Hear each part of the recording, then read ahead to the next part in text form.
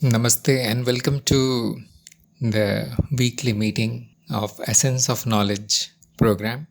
This meeting is a part of this program which is available online and it is free for all the participants. You can join on gyanmarg.guru. So in these meetings, as you know, we do the questions and answers and we also conduct tests. So today we are going to start with the test of Shaila, and after the test we'll take other questions. Okay, before I look at all these questions that have been sent to me, I would like to express my immense gratitude to Guruji for imparting me this knowledge. It's not a joke. It's a serious matter, and it means a lot to me. And I cannot thank you enough. You have woken me up, actually. And thank you for introducing me to this path of knowledge, the pure knowledge. And I'm simply speechless. And being speechless, I cannot express my gratitude to you. But all I can say is thank you. Okay. And also, I would like to start this question answer series. Sorry for that. 1 second. Starting with the Guru Mantra, please. Guru Brahma, Guru Vishnu, Guru Deva Maheshwaraha, Guru Sakshat, Param Brahma, Tasmai Shri Gurve Namaha. Thank you. I'll take a few minutes to get started, okay? Thank you.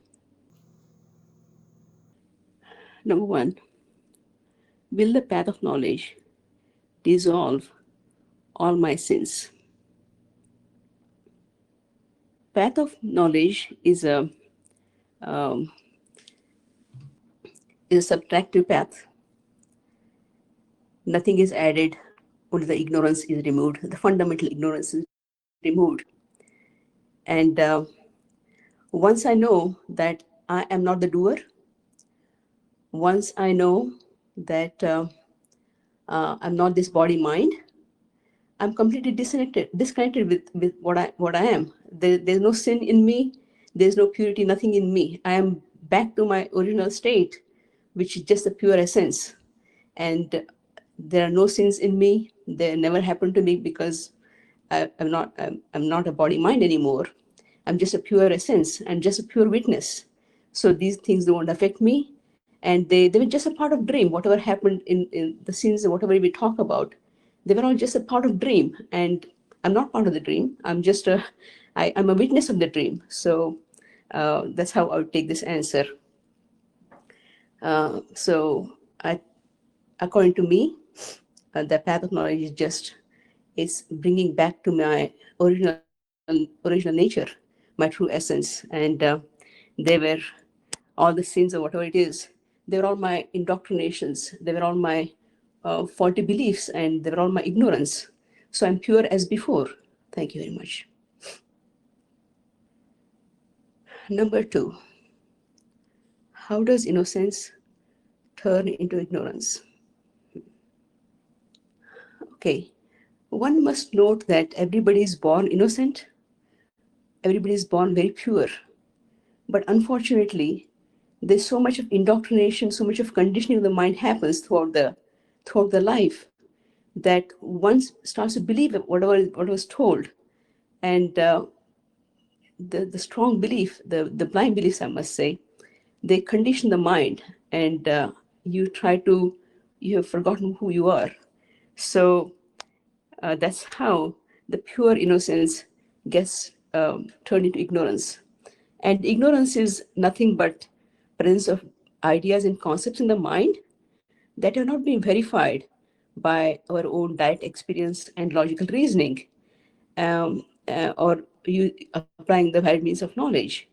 This happens because when the child is born, is innocent, and the child does not have critical thinking abilities. It just takes everything, is looking for some support. I mean, it just wants to survive. And other than the parents, other than the society, it has nobody to look up to. So it's pure innocence, and whatever is told, it says, oh, that's right, whatever is been told, oh, it's all for my good. They're all adults than me. They know more than me. So it simply believes it, and there's nothing wrong about it. That's what it is. That's the part of survival. So I think you cannot blame even the indoctrination as well, because it's important for survival. At the same time, once you find the right guru, once you know you're not you once you have some critical thinking abilities, or once you start thinking as to what is right, what is wrong, discrimination power and stuff like that, then you begin to wonder as to what is all this about. And this kind of curiosity, it leads to bigger exploration, I must say. And then with the grace of the guru field, you find the right guru and he'll show you the path. And uh, the path is shown by simply giving the right means of knowledge, and to see what to look for. And luckily on the path of knowledge, it's very straightforward. All you get is the very valid means of knowledge, which is your own, let's say, 1 second, direct experience and logic, and critical, I mean, the very strict criteria for truth to find who you are. And you apply these three things, and boom, you go. And you can find yourself. There's nothing wrong about it. I mean, it's a very easiest path. At the same time, it's so simple that people are not attracted to it, unfortunately. But it's the best part I've ever seen. And thank you so much, Guruji. I really appreciate. Let's go to the third question now. 1 second. Which is preferred means of knowledge, direct experience and logic? Okay. This question is trying to trick me, looks like. uh, Actually, they both go hand in hand. Nothing, they both work together. It's like right hand working with the left hand, or the right leg when you're walking, using your right hand and the right leg and the left leg. So they both are preferred. And unless you don't have direct experience, you cannot have logic, and um, and vice versa. So the mind is the only instrument, and only through the mind you can have the direct experience and also the logical thinking capacity. So you can have, you need both of them. Okay. Number 4 question. Essence is devoid of substance, so it is neither true nor false. The statement, essence is devoid of substance, is neither true or false. This statement is true because essence is nothing but emptiness. And in emptiness, there's no substance there. It is devoid of everything. Everything that you know of is not there. It's shattering all the concepts, whatever your blind beliefs were. There's absolutely nothing. You cannot hold on to anything. It's just total emptiness. At the same time, we say this emptiness as a pure potential. Only because of this pure potential we can experience ourselves. So it's essence is nothing but the existence. I mean, essence is the emptiness, and emptiness contains both true and false, and at the same time it contains not so true, not so false. It contains um, the experience and experiencer.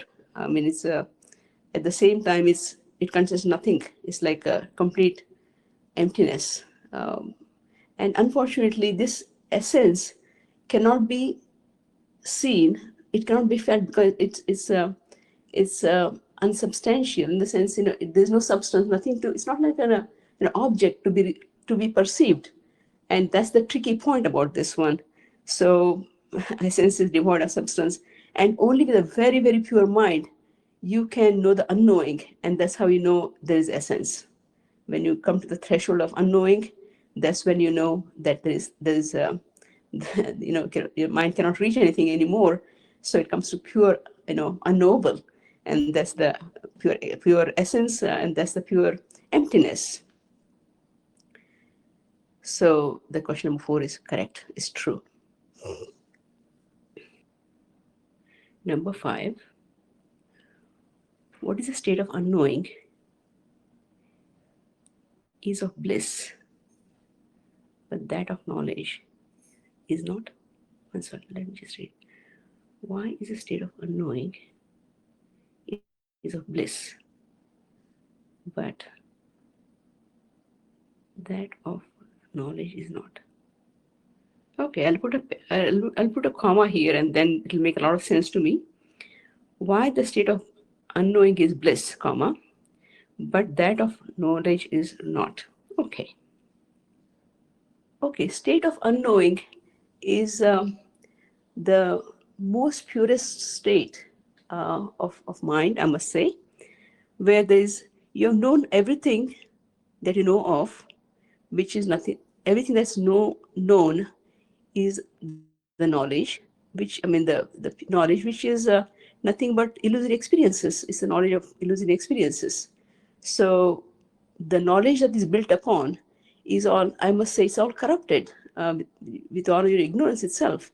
So once you realize this one, once you start negating all the knowledge that you know, because let me add to this one too. Knowledge is nothing but logical interrelation of experiences stored in the memory. So without the experience, you cannot get knowledge. Without the memory, you cannot get the knowledge. So so the mind has been conditioned with all these ignorance. Nobody can ever um, give the true evidence, or they cannot put this emptiness into words for some, it's just beyond any words. It's just the silence. It's beyond any words. So anyway, whatever you have learned so far in your life is all nothing but the knowledge that we call is a very, very, very minuscule knowledge. Is nothing in front of the entire emptiness that you see in front of you. It's nothing, and it's all garbage. Sorry to use this word. It's all nothing but garbage. So let me go back to the question here. Sorry for getting carried away. Um, so state of unknowing is just your pure own being. You're just witnessing at the emptiness. You've had all the knowledge of what is illusion. At the same time, you're not throwing it away. You're aware of the illusion as well, and that is the state of unknowing.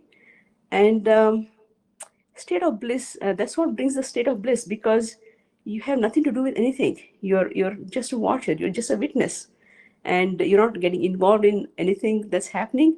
You don't have nothing to say. You're not the doer.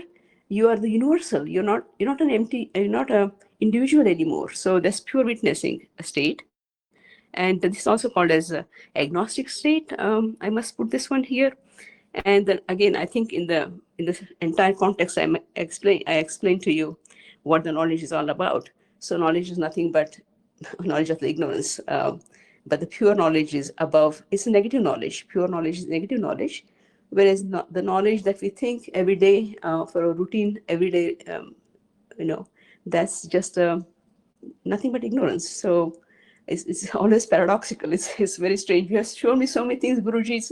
It's amazing. Thank you so much. Okay, let's go to the next question now.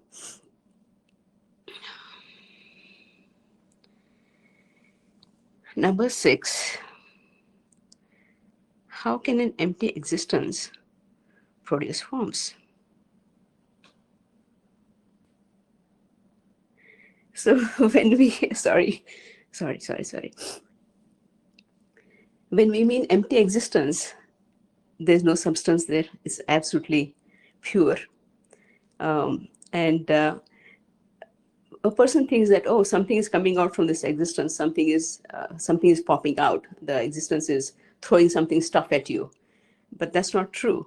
It's just all it is. The emptiness has nothing but pure potential, and the pure potential the wise men have put is as the possibilities that can occur in the existence itself, in the emptiness itself. And these potentials, they come out as some kind of a change. Change is again an assumption. I'll come back to that later. But it comes out of change. And this change comes out as appearances, which is modified, I must say, by the senses. And it's all distorted. And it goes to the memory and it makes a world around you. One second, let me just go back to this question here. So whatever the objects that we perceive, I must say, there are nothing but emptiness, because at the root of everything, at the very core of everything, is just nothing but emptiness, which is non-substantial. It cannot. There's no substance there, and the mind cannot reach. Intellect cannot reach there. It's just nothing but, I can say, void as well. We can call it a void, but it's full of potential. So whatever it is we see here, appearances, they're all illusory forms, because they don't stay there forever. They're full of change, and mm, they cannot. They need the existence, or they need the pure potential to exist themselves. So they're not independent. They're all dependent on the existence itself. So um, this is the emptiness. This is just the imagination or an illusion that the existence is producing forms. Whereas if we look something very closely, any objects or anything else, even if I look at myself as to who am I deeply within myself, I don't find anything. It's just nothing but emptiness. It's all negative knowledge. So um, existence is all empty, and all the forms that we see here, all the appearances that we see here, they're nothing but illusion. They have no stand of their own. Number 7.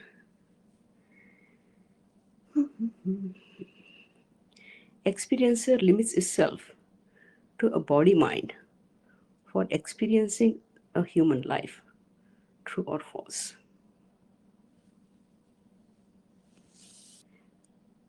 I can say number 7 is true. Experiencer is unlimited. And the unlimited, um, again, we can say emptiness as well. The unlimited cannot express itself because it's infinite potential. And that if the infinite potential were to be impressed upon infinite memory, it makes no sense. It becomes meaningless. There's no meaning in that one. And for the body mind structure to act in this existence, that potential needs to be limited, in a very small, limited, and that needs to be perceived by limited senses and put in a limited memory. So experience, the vast experiencer, the you know the pure witness, and the experiencer, the existence itself, um, has to limit itself to experience in the form of human body. But again, the forms one. But we need to be very sure here that the body is not mine. It's just body mind is not mine. It's just an experience appearing to the experiencer. Thank you very much. Number 8 question: how to always stay as the experiencer?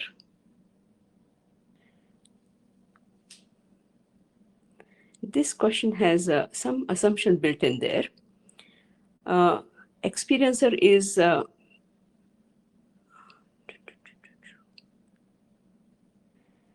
just by being, just by being in the present moment, just by pure witnessing, you know that you're an experiencer, and you are always you're always there. Only thing you had forgotten. So you need to come back to your original state and just be there. You just hold on to the knowledge that you're an experiencer and you're just a pure witness, and nothing more needs to be done. It's just pure awareness. Just stay in awareness and abide. That's all it takes. And um, it's just like, when you get up in the morning, you're not like, oh, I'm getting up now, oh, I'm going to get up now, or I woke up now. Nothing of that. It's so instantaneous. So it's not like it's going to take some time for you to settle say that, oh, I need to be aware. It's always there. It just comes so automatically. So I don't think there is any process to stay in awareness as well. So I hope that was clear. Thank you very much.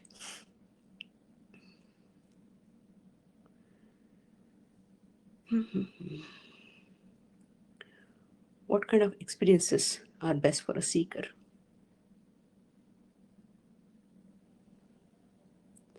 This question, number 9, what kind of experiences are best for a seeker? Looks like this question is trying to trick me here, because I'm a witness of all the experiences. I'm not a, uh, I'm just witnessing. So I don't have a choice what kind of experiences I'm going to get, because all the experiences I'm going to get they're all coming out from the pure potential. I have nothing to do with it. I have no choice. I'm just, whatever comes, I just need to witness. I have nothing to do with it. So I don't have a choice. I'm not a doer. I'm not an individual. So I don't have any choice. I don't make a choice of what kind of experience I should be getting, what I shouldn't be getting, and I'm just pure blissful. So I have nothing to say with that one. That's the answer I can think for number 9 question. Number 10.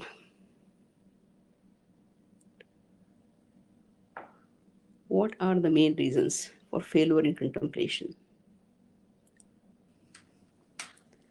So contemplation is a deeper thinking process. It's evaluating any valid questions with all the,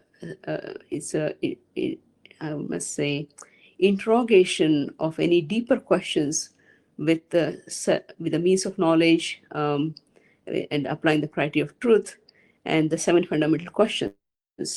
So if you don't do that, if you let your mind go into, berserk into thinking about worldly life and stuff like that, so that's a failure in contemplation. So if your mind is not, if you're not a serious seeker, I think that's the main reason why you have failure in contemplation, because your mind will go haywire.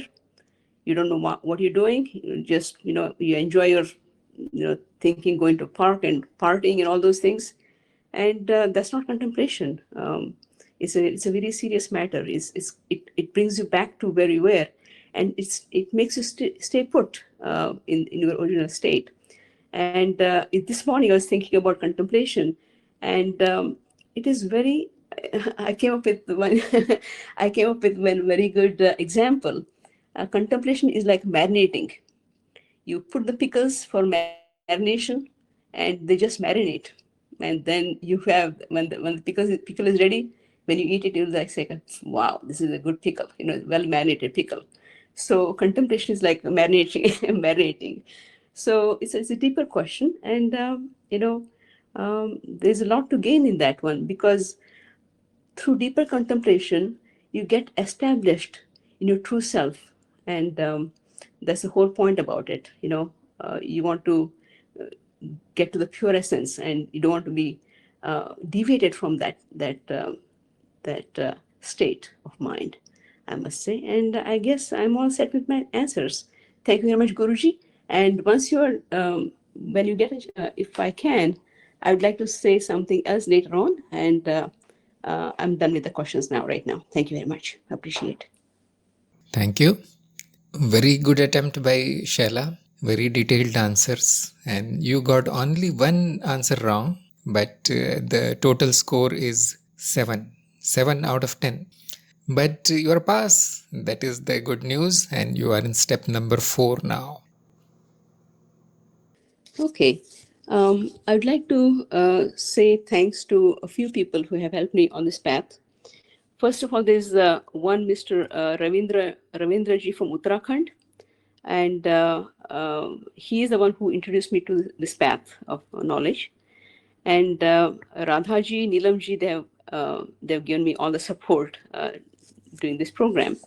And Chongeshwar Devji, he has helped me uh, to study. And also Kulpreet ji, she's my study buddy.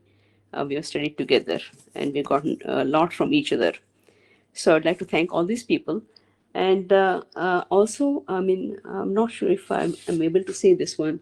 I would like to say some prayers to the Guru field. Is that okay, Guruji? Yes, Okay. everything is okay here. Oh, thank you so much, because that's the only way I can, I'd like to express my gratitude. 1 second, please. Guruve, Guruve, Guruve, Guruve, Guruve, Guruve, Guruve, Guruve, Guruve, Guruve, Guruve, Guruve. अखण्डमण्डलाकारं व्याप्तं येन चराचरं तत्पदं दर्शितं येन तस्मै श्रीगुरवे नमः। अज्ञानतिमिरान्धस्य ज्ञानाञ्जनशलाकया चक्षुरुन्मीलितं येन तस्मै श्रीगुरवे नमः। गुरुर्ब्रह्मा गुरुर्विष्णु गुरुर्देवो महेश्वरः गुरुरेव परं ब्रह्म तस्मै श्रीगुरवे नमः। स्थावरं जङ्गमं व्याप्तं यत्किञ्चित् सचराचरं तत्पदं दर्शितं येन तस्मै श्रीगुरवे नमः। चिन्मयव्यापि यत्सर्वं यत्किञ्चित् सचराचरं तत्पदं दर्शितं येन तस्मै श्रीगुरवे नमः। गुरुवे गुरुवे गुरुवे गुरुवे गुरुवे गुरुवे गुरुवे गुरुवे गुरुवे गुरुवे गुरुवे गुरुवे सर्वश्रुतिशिरोरत्न विराम्बतभुजाम्बुजः वेदान्ताम्बुजसूर्यो तस्मै श्रीगुरवे नमः। चैतन्यशाश्वतशान्तो व्योमातीतो निरञ्जनः बिन्दुनादकलातीत तस्मै श्रीगुरवे नमः। ज्ञानशक्तिसमारूढ तत्त्वमाला विभूषितः भुक्तिमुक्तिप्रदाता च तस्मै श्रीगुरवे नमः। गुरुवे गुरुवे गुरुवे गुरुवे गुरुवे गुरुवे गुरुवे गुरुवे गुरुवे गुरुवे गुरुवे गुरुवे अनेक जन्म संप्राप्त कर्मबंध विदाहिने आत्मज्ञान प्रदानेन तस्मै श्री गुरवे नमः। शोषणं भवसिन्धुश्च प्रापदं ज्ञापदं सारसम्पदः गुरोर्पादोदकं सम्यक् तस्मै श्री गुरवे नमः।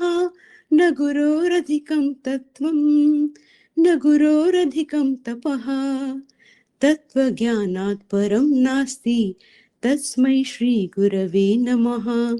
मन्नाथ श्री जगन्नाथ मद्गुरु श्री जगद्गुरु मदात्मा सर्वभूतात्मा तस्मै श्री गुरवे नमः। गुरुवे गुरुवे गुरुवे गुरुवे गुरुवे गुरुवे गुरुवे गुरुवे गुरुवे गुरुवे गुरुवे गुरुवे गुरुरादि अनादिश्च गुरुः परमदैवतं गुरु परतरं नास्ति तस्मै श्री गुरवे नमः। Thank you, Guruji, and thanks for accepting me as your student. Okay, I really look forward for the next lessons. Thank you very much. Appreciate. Bye bye now. You're most welcome. Excellent prayer there. And so we are grateful to all the gurus who have shown us this path. So if anybody has any questions, please write them down. I'll take your questions, but we'll also discuss the test questions as we do usually for the benefit of others. Okay, so we have some questions and we'll start with that. Kulpreet is asking, who must remain in awareness? Very good question. So as long as there is no awareness, the person or the seeker must remain in awareness, must do the effortless effort As soon as there is awareness, the one who was trying to remain in awareness is gone. I know this will be a little bit confusing because everything is like this on path of knowledge, paradoxical somewhat. So if the person is false, how can that person remain in awareness? That will be the doubt here. But hopefully you got the answer. When there is no awareness, the person is very much there. It is alive. As soon as there is awareness, who is in awareness, this question should go away. All the questions should go away. And there remains only the bliss of awareness. I am. That's all. Sometimes even not that. Even no thought of I remains. So that is my short answer. There is another way to answer that at the level of the illusion or in our daily transactional reality, because this awareness practice is happening as a part of the illusion, as a part of the dream, as a corrective action.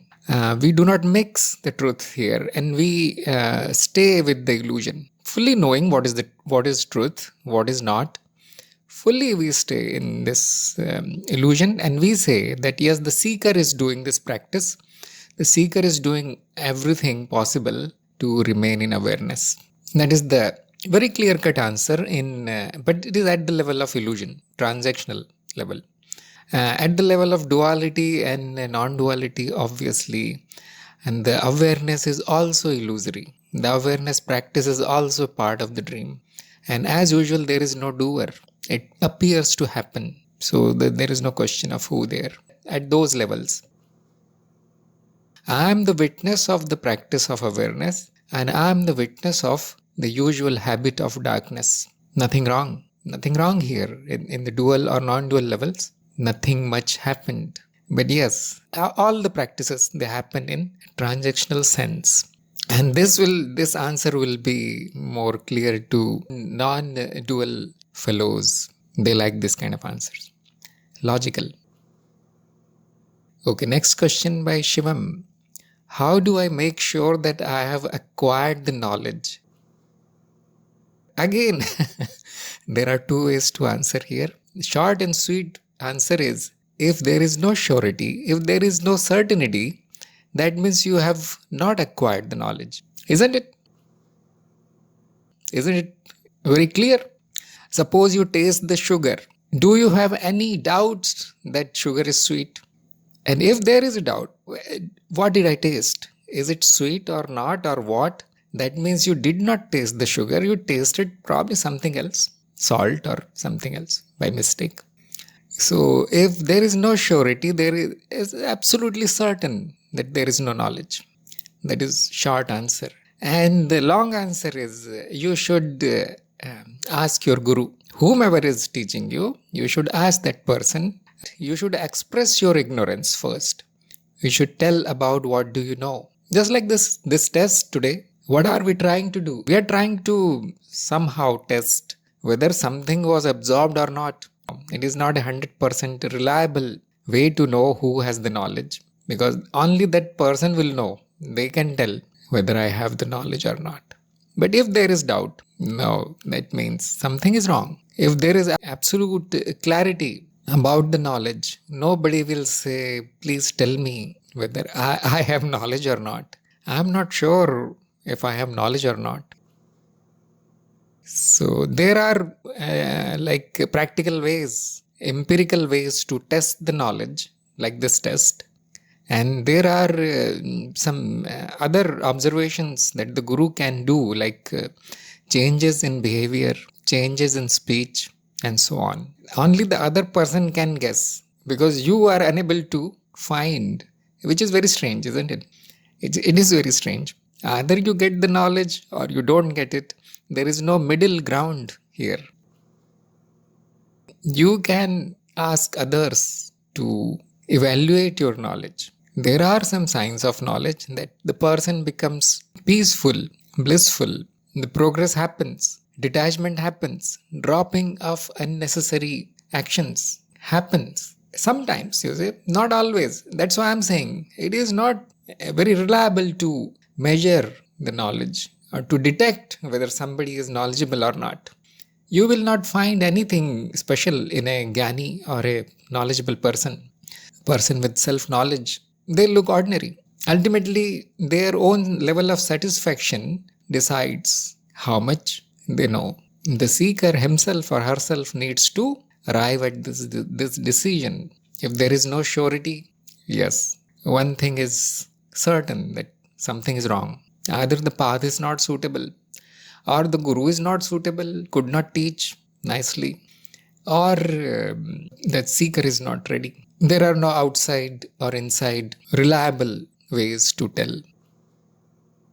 And I'll move to the discussion on the test. But if I see any questions here, I'll take that first.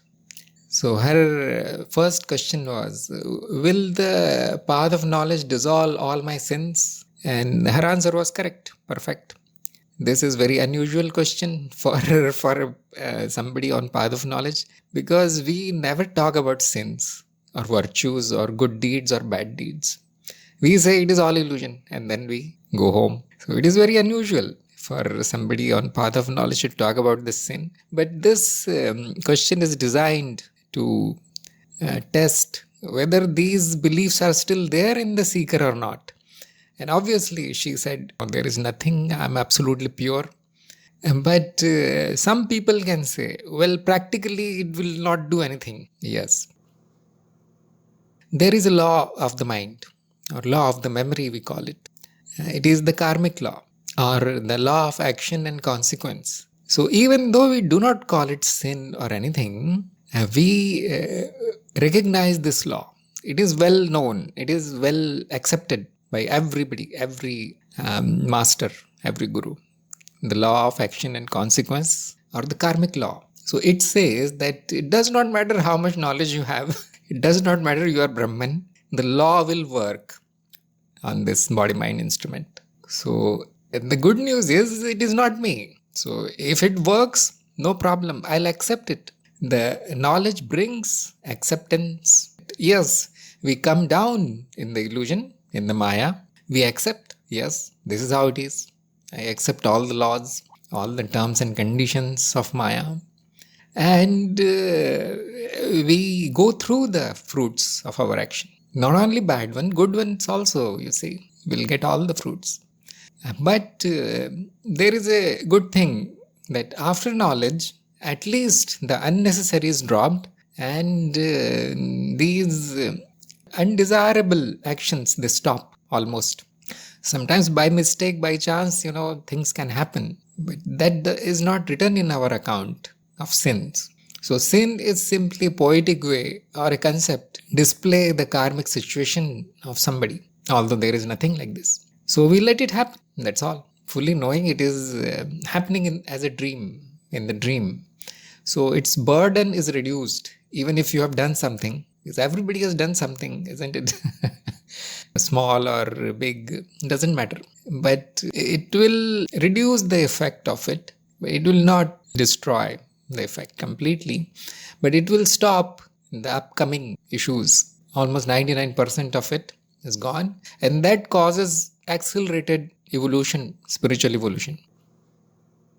So yes, I need to come down at the level of illusion to answer these questions, because at the non-dual level or the dual level, where I am the experiencer, where I am the existence, it has no meaning at all. Okay, number 2. How does innocence turn into ignorance? And yes, her answer was correct, because this answer will be a little bit subjective. Somebody will say this is the cause of ignorance and that is the cause. But ultimately, as we know, there is no cause of anything. Cause and effect are simply illusions. So it seems that everybody who is born innocent somehow becomes ignorant and forgets who they are. Innocence actually means that they don't know who they are, but they do not assume anything else about themselves. We blame others usually, society, parents, indoctrination, books, and our own intelligence sometimes. But some people are not satisfied with that. Some people will say, it is my own action, my own karmic fruit that I was born in this family, that I was born in this country which is full of ignorant people, that I was born in a situation where my intelligence did not work till the age of 20, 30, 40 when I met my guru. Then suddenly it worked, light bulb went on. So ultimately, some people will say that it is my own doing, nobody else is responsible. So you can take any answer you want, it is all equal. Number 3, what is the preferred means of knowledge? Direct experience or logic? And again, her answer was right. We need both. Why do we need both? Actually, I was expecting this clarification. But anyhow, she knows probably. And the clarification is, justification is, that all that we experience is ultimately false. So if you do not use logic or negation, then you will accumulate something. It won't be knowledge. You will accumulate. You will think, I know a lot. But that will be accumulation. We use the word accumulation because we don't want to label it as good or bad or ignorant or anything else. So the real knowledge is removal, unlearning, purification, and the logic is needed in that. Otherwise, experience is worthless. And why don't we simply use logic then? On what will you apply the logic? On imaginations? On abstract thought? No. You need to apply the logic on your direct experience. So this is the process of purification only, removal, cleaning. That is why we need both. And another thing is that the logic is sound. Logic is always based on direct experience. So that can give us an impression that only direct experience is needed. No, it is primary, yes. Without direct experience, even the logic is of no use. But without logic, there will be only accumulations in the memory. Random relations will be formed. Not really random, but something resembling ignorance. So I'll not say more about this because this is a big topic actually. Means of knowledge is a well debated topic on the path of knowledge. We simply took that which works. We are practical people. So number 4, essence is devoid of substance. So it is neither true nor false. Is this statement true or false? So she got half mark here because she tried.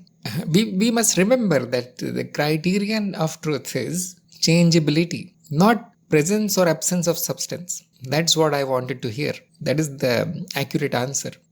That we do not decide what is true and false depending on whether there is substance or whether it is empty. No, that does not matter. So sometimes we give this kind of metaphors or examples, clay and clay pot. So we always say that the clay is the essence and it is the truth of all the shapes that clay has taken.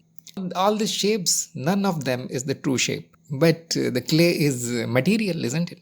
Clay is a substance. There is something there, matter. So did our criterion fail here because it is not empty? No. In the context of the example, metaphor, it is still applicable, true. Because the clay is not changing among all the objects. Clay is the only unchanging thing. But some people can argue that you see your essence or the essence, simply essence, because there is only one, the whole existence is that. It has no substance, so how can you say it does not change? How did you see that it is not changing? Because it is invisible, isn't it? It is pure emptiness. It is simply being, not a perception, not an experience. So how are you sure that it is not changing? So it looks logical, isn't it? The objection is very logical. But as soon as you say no substance, it implies directly that it will not change. The change can happen only in something which is a substance, which we can see, which we can experience. It is by default changing because it is an experience. As soon as you say, I'm seeing something, it is already changing. So when we say no substance, that means it becomes 100% sure that it will not change because there is nothing there to change. And now the criteria is again invoked. It is unchanging. Yes. So let us put it in the category of true. Then we take another step. We go to non-duality and we see that the true and false have merged here. It is meaningless now. So the earlier step was anyway just a stepping stone, just a step from form to essence, from essence to oneness. It was a step. So we really don't mind if somebody says that, look, it is empty, don't call it false, don't call it true. We say, okay, fine. Because in the end, nothing is true, nothing is false. So probably that person who was saying like this, who has written this question, probably he has already taken the final step of unknowing or final step of going beyond the true and false. And there is no division for him already. So it is all okay. The only problem that can happen here is when you decide that essence is false. It is another experience and therefore it is a part of the dream. Now that leaves no essence, that leaves no truth in the existence, which is bad for people who are seeking truth. So it cannot be all false and it cannot be all true. But yes, you can call the empty thing as truth. I don't see any problem. So I know this question was very difficult, but still she got half mark. Number 5, why the state of unknowing is of bliss, but that of knowledge is not. So she tried, but in the end she said the right thing, which is knowledge is again ignorance. There is hardly any knowledge on path of knowledge, no knowledge at all. If you call it knowledge and you believe that I know something, that means it is ignorance. There is only negative knowledge here. So that is why I gave her full marks, because she arrived at the answer. Still, everybody needs to think about it, because sometimes we remove the word negative from the knowledge and we simply call it knowledge. Yes, I know the essence, I know who am I. We do not always say that I have a negative knowledge of what I am, or in other words, it is more accurate to say I came to know what I am not, and the result is I am that which I am, instead of getting confused in forms. I am established in what I am. So we never say like this. In short, we say, okay, he has the knowledge. He has acquired the knowledge. Ultimately, it is unknowing. And the unknowing brings bliss, because now the mind becomes silent. The intellect becomes silent, satisfied. Nothing more to know. This is final. And that is the end of struggle. End of your struggle on any spiritual path. And probably it will have some effects in this illusory life of the illusory person. There also the struggle will end somehow. There will be acceptance, surrender, and so on. So hopefully, but it need not happen. So on the path of knowledge, ultimately gaining knowledge means clearing the ignorance, and that brings the bliss. Not accumulation. Oh, I know this thing which was said by this person in ancient time, 2000 years ago, and I know what is written in this book. I can recite all these scriptures by heart. I know all these things. And that is accumulation. I don't know how much blissful that person will be. But in the end, our goal is to become empty like we originally are. But we do not throw away that which was accumulated, because some of it is useful, isn't it?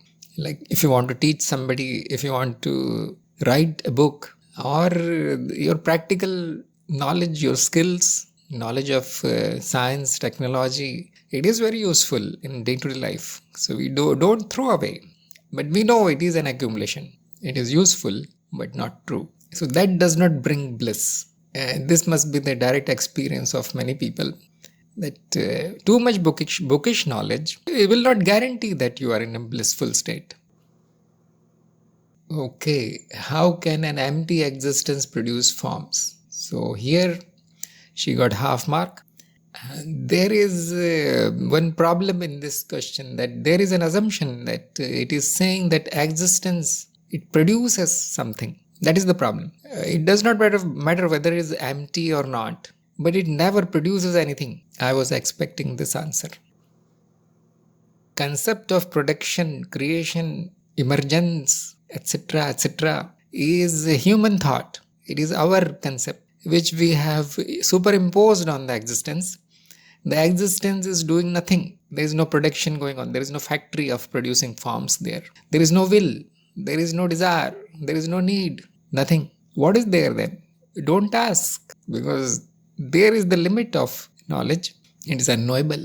So what is producing the forms? No. There is no concept like this. It is not applicable for the existence. The form itself is empty. There is no creation really. It appears like this. No, but it must be appearing because of some process and so on. Again, human thought. Because we have seen everyday objects, they are formed by some process. The process itself is illusory. The forms, they simply change from one thing to another. In existence, there is nothing which can change. There is no raw material there. And there is no time, because production means, change means it will take time. It will be one step after the other, cause and effect. But all these things are absent from the existence. There is nothing like this in the existence. So we say nothing is produced. Yes, it appears. Then we have another explanation for it. Although many people do not agree with that, we say it is pure potential, infinite sea of possibility. Empty does not mean that it is nothing. Probably that is what this question is asking. The doubt here is, you said empty, then you said it is producing forms. You see, half knowledge. So here the meaning of empty is not understood probably. Empty means full of potential, full of possibilities. How much possibility? Infinite. Because only the emptiness can be infinite. Like an empty canvas has infinite possibilities of any pictures appearing there. So it does not produce anything. Emptiness does not mean nothingness. It does not mean a dead, empty existence. No. These words, they are pointing to something. They are pointing to this thing that we have accumulated a lot of beliefs. We have accumulated a lot of assumptions. Just drop that. That is what your guru is saying. Empty. No production. Form. Not real. So like this, through words, we try to remove the ignorance. We try to point. And if there is half knowledge, yes, this kind of contemplation will happen. This is dangerous, isn't it? A wrong kind of contemplation is happening here. So let's go to number 7. Experiencer limits itself to a body mind for experiencing a human life, true or false. So unfortunately, this is the only answer which was wrong. Otherwise, all answers are very good. So what happened here? She said it is true. But I think everybody in our meeting will agree that this is not true. This is totally false. Experiencer right now, right here, is unlimited, infinite, without any bounds. Can you see a limit there? The body is limited, yes. Mind must be limited, yes. Is the experiencer limited? And the answer is very clear, no. Experience is limited. And that is also an illusion. You see, experience itself, which is the manifested existence, which we cannot know, because it is infinite, is unlimited. But here, in the case of this form, human form, it is appearing limited. So roughly you can say experience is limited, not the experiencer. It will witness whatever appears. It does not need to do something to witness a human life. Human life appears. The world appears. Although limited, yes, but it is not a doing of the experiencer. It does nothing. It is the essence, isn't it? It is the existence. It remains what it is. It is immutable, unchanging truth. So she forgot all these things. But no problem. This exam is not only a test of your knowledge, it is a test of your presence of mind also. Sometimes exam causes a lot of fear. And that is why I recommend that do some preparation, ask Neelam or somebody else to take this kind of exam so that you get a little bit of practice for public speaking. And the questions are like this, they're bouncers. They are very heavy because in everyday life, we never face such questions. Even in your school and colleges, you will not face these kind of questions. This is once in a lifetime event. So probably she knows that experience is infinite and so on, unlimited. but the question was tricky. So remember this, all these forms, they need to be limited in order to be perceived. Unlimited cannot be perceived. Like air or space, you cannot see the boundaries of it, but something solid can be seen with boundaries or limits. So the body, mind, and so on, you see, world and whatever is happening here will be seen as limited in order to make sense of it. Otherwise, it will not be seen. Otherwise, there won't be any perception. So that much is possible. That is one possibility in the existence. So it is appearing, but that does not make the experiencer limited. So the formula here is the bottom line. Experience does not limit the experiencer. Any experience does not limit the experiencer. This is very important line. This is very important teaching. No matter what is appearing, whether it is huge or whether it is tiny, it has no effect on the experiencer. You can take again the metaphor of the screen. The screen, let us say huge cinema screen. If a small picture appears in the corner of the screen need not become small to show that picture. And if the whole screen is full of pictures, the screen did not become huge to show those pictures. Very rough metaphor, but that will make you understand that the screen need not do anything to witness smaller, bigger, limited, unlimited. This is a very deep question and a lot can be said. Why is there limit at all? Why is there a limited body mind at all? Why can't I experience the whole? You see, many people ask these things. So I want everybody to think about it, contemplate, and if you still have questions, you can ask me. Number 8, how to always stay as the experiencer. She got half mark. Now why half? Because her answer was correct, isn't it? She said witnessing, awareness. That is the awareness practice. But the question is again problematic. You see, the question is assuming that you are a person or you are a seeker and you need to stay as experience. That is false and that is not correct. You are the experiencer. You don't need to stay as experiencer. You already are experiencer and you are that since the beginning. You were always like this and it will stay like that. No need to do anything. No how. It is always like this. So what can be done? When you view from the top, aerial view, from the perspective of the experiencer, this body-mind is doing something to stay as experiencer, which it cannot. This body-mind organism cannot stay as experiencer.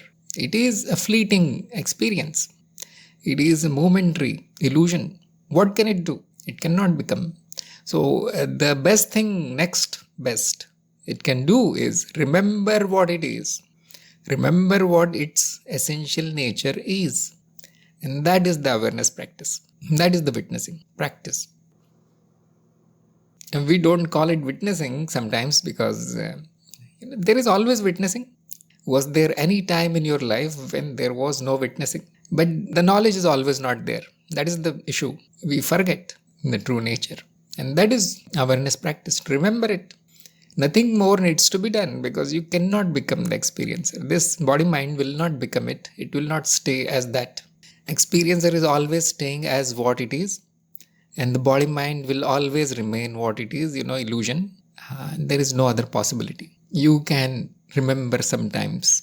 You means the seeker or the person can remember sometimes what I am and wonder about it. How wonderful it is. Blissful. And that is why, and this practice is optional. Some people will say, everything is perfect already. Why are you loading this creature with this kind of burden of practices? What will it achieve? It will become dirt again. Nothing is achieved because nothing needs to be achieved. So why practice? Some people will say like this, but some people, they fall in love with this experiencer and they take on the practice of awareness because the other alternative is forgetting, which is darkness, which we don't want. Anyway, there is a justification for everything in the path of knowledge. So no practice is also justified, and practicing is also not a big problem. It is not wrong. Forgetting is also not wrong. So number 9, what kind of experiences are best for a seeker? So she got half mark here. There is only one kind of experience, or it has no kinds. That is changing illusion. Now, whatever happens in this changing illusion is branded, labeled as good or bad, best or worst by humans due to their limited intelligence, sometimes practical situations, and sometimes because of ignorance. Nothing is good here and nothing is bad. For me, if I am in awareness, let us say I am a seeker, I am in awareness, everything will be seen as equal, not good, not bad, not happy, not sad, not ugly, not beautiful. This is called a state of equanimity, and it happens because of our awareness practice. You see, there are some advantages of this practice. So the seeker will say, everything is good, perfect. We do not use the word best. We say it is perfect. It is what it is. And everything is happening as it must. No, something wrong happened in my life. Somebody said this and I lost money and this. Well, the seeker will say that is also best. Perfect. Because given your situation, given your actions, only this can happen. Question is specifically saying seeker. So if you are a seeker, you will stop categorizing experiences like ordinary people. Many seekers will say, if something good happens, no problem, I enjoy it. If something bad happens, I learn from it. Because you are a seeker, you are a student. Your job is to learn, not to judge the experience. Some people will say, I'm such a big seeker. I'm the most superior seeker of the superior path of knowledge.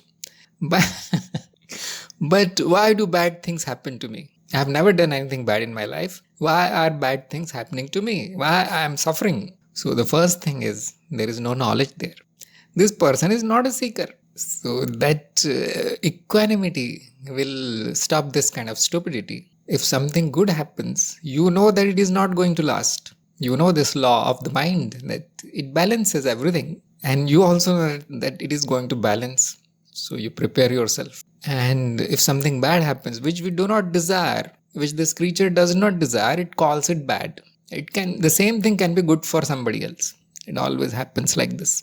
Which shows that ultimately there is nothing good and bad, nothing best and worst in this existence. So when something bad happens, according to our classification, we simply learn from it. Why did it happen? Who is responsible? You will see that it is always you. The fault is always yours, seeker's fault. And we learn, we move on, we accept everything as equal. The challenging experiences, sometimes we do not call it bad because we came to know it is not bad. So these challenging experiences are the cause of progress. They make you progress, not the good ones, because they bring out the imperfections in you, this individual body mind. So we accept. Sometimes we say it is grace. Grace does not mean that everything good will happen to you. No, it means that which is needed will happen to you. That which is most beneficial for you will happen to you.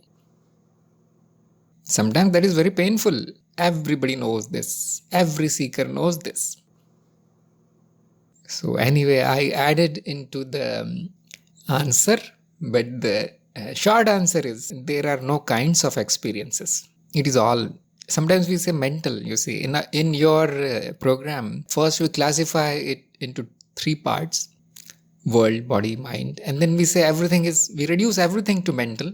Then we say there is no point in saying it is mental because the mind itself is an experience. So the categorization is totally based on usefulness, utility, not true categorization. It is not true.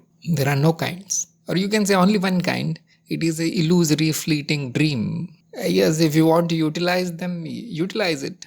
But never become victim of any experience. That is problem, isn't it? That is not a seeker then. Never find a fault in the doings, scheme of the universe. It is not faulty, it is perfect. Never find faults in others, although we may see them as imperfect, but it is our doing, at the level of illusion, practical matter. So ultimately, there is no doer, everything is perfect, nothing is happening, it is all good, nothing is best. Okay, number 10. What are the main reasons for failure in contemplation? Full marks, like she said.